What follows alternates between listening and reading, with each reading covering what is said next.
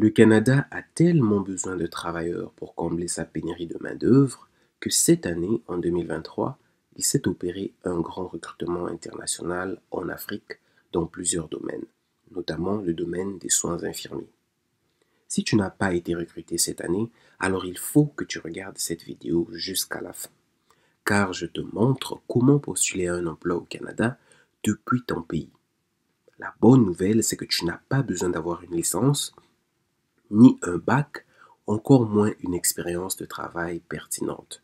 Oui, tu l'as bien entendu, tu peux trouver du travail au Canada sans diplôme et sans expérience. Comme tu vas le découvrir dans cette vidéo, il y a beaucoup d'employeurs qui vont te former sur place, qui vont te loger, qui vont te nourrir et pour les plus chanceux, qui vont même payer ton billet d'avion.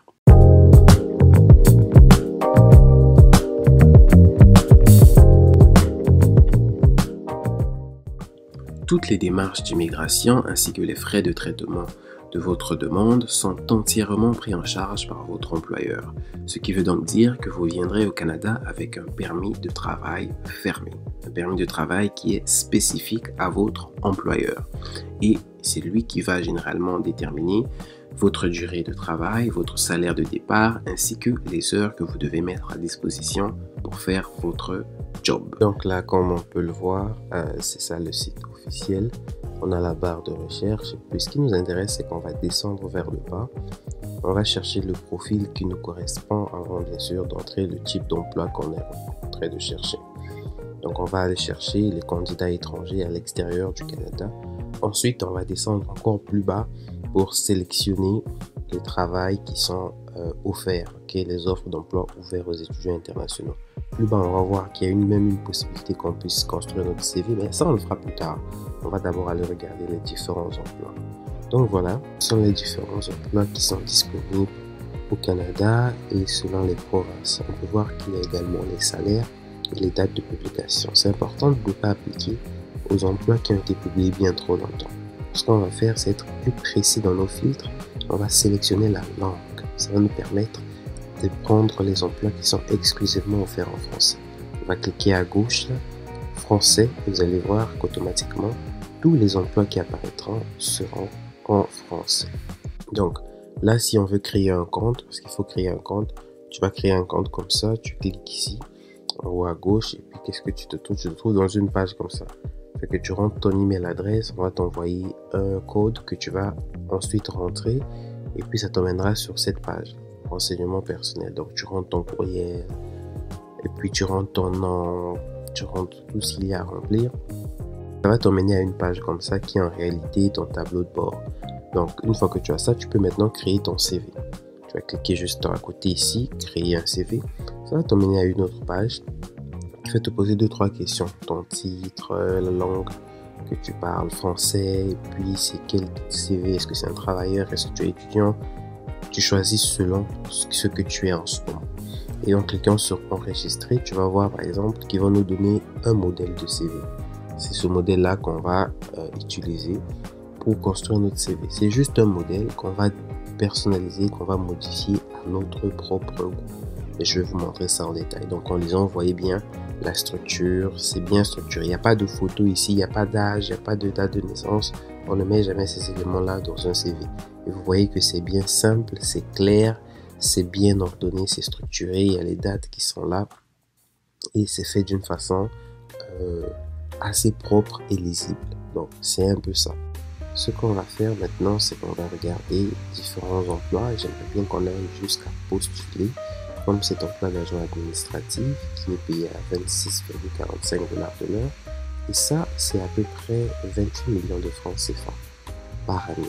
Donc c'est très intéressant. C'est offert en anglais. Le certificat, c'est d'avoir un diplôme collégial. En gros, si tu as été secrétaire dans ton pays, tu peux venir être secrétaire, ou alors si tu as fait des formations continues dans ton pays, le genre de formation technique, etc.